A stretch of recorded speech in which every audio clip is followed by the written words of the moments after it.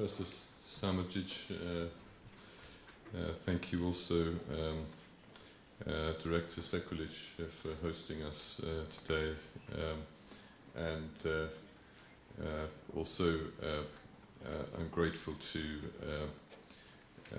Special Envoy Dean for setting out the background to so many of these issues so succinctly, and to President Fuchs and Mr. Illich for really leaving me very little to add before you go into the substance of the discussions of the conference. I would like to add my voice to your words of gratitude to those who have organised this conference, for holding this event, and also for inviting colleague ambassadors to this event, and asking me to say a few words on behalf of the European Union. European Union member states and institutions of the European Union joined on the 27th of January in the commemorations of International Holocaust Remembrance Day, in commemorating the unparalleled and terrible crimes of the Holocaust. This year, that commemoration held special significance and resonance, coinciding as it did with the 70th anniversary of the liberation of Auschwitz-Birkenau concentration and extermination camp.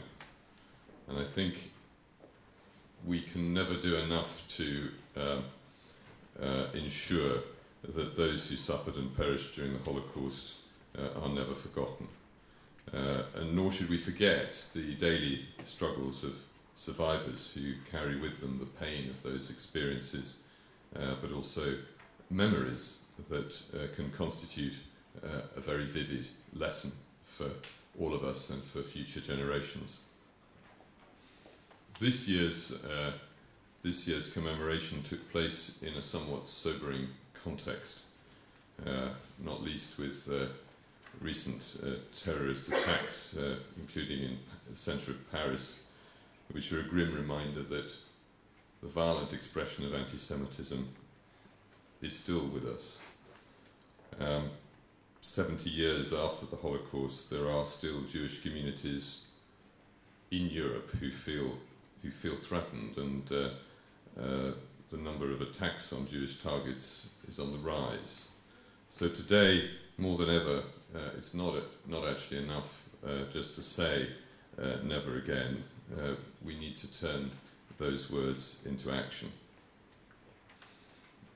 And more than ever, generations born after the Holocaust need to know about the events that took place on European soil, so as to take a stand against anti-Semitism, but also against all forms of discrimination.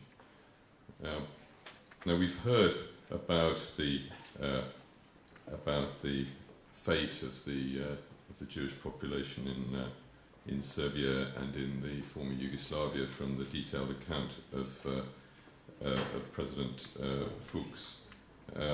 And of course, one of the aspects of that was indeed the systematic confiscation of properties of Jews, and the fact that they were never returned. But a further aspect, of course, is that the confiscation continued under the authorities of the newly established Yugoslavia after the war, when just as properties of non-Jewish industrialists, entrepreneurs and ordinary property owners were confiscated, so also were properties owned by the surviving or returned Jewish population confiscated.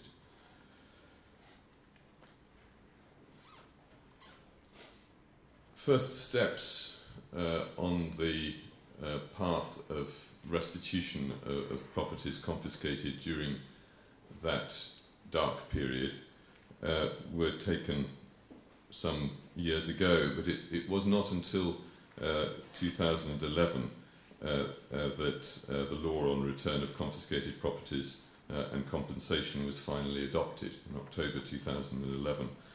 And of course that law established the Agency for Restitution to implement the restitution process. Despite the many obstacles to its work, I believe that the agency has indeed, as we heard from Special Envoy Dean, more than justified its existence. There have been thousands of opinions and first instance decisions on the return of properties, and the return in kind of confiscated properties is now being implemented, and this, as I understand it, does also include the return of some properties of Jewish owners that were confiscated after the war. And I think that Director Sekulic and his colleagues are indeed to be congratulated on what the agency has achieved and is continuing to achieve in this area. As we heard, Article 5 of the 2011 law explicitly provides that Serbia will pass a special law to address the restitution of heirless Jewish property. That legislation has yet to be drawn up. The European Union played something of a role in encouraging Serbia to adopt satisfactory restitution legislation 4 or 5 years ago, indeed shortly before the award of EU candidacy to Serbia. And the European Union and my delegation here in Serbia is, of course, following very closely the further implementation of that law. But I think it's very encouraging that we heard this morning from President Fuchs that the working group which was established to start drafting the law, which met something like just over a year ago, I believe, has restarted and re-energized its work in recent weeks, and has indeed met with the participation, as I understand it, of relevant government bodies and with the agency. And I think it's very important that that this new momentum is built upon. And I think the renewed commitment from the Serbian government to taking this forward and redoubling the efforts to produce a law which can bring justice in this area is very much to be welcomed. Finally, there was mention of the Terezin Declaration and indeed the guidelines and best practices from 5 years ago. The European Union strongly supports the declaration and those guidelines for countries to provide restitution of or compensation for heirless or unclaimed properties. And I think it's also very important in that context to say that there is potential here for trying to ensure sustained attention to these issues, for example, through the commemoration of the destroyed communities, including here in Belgrade, when yesterday evening Mr.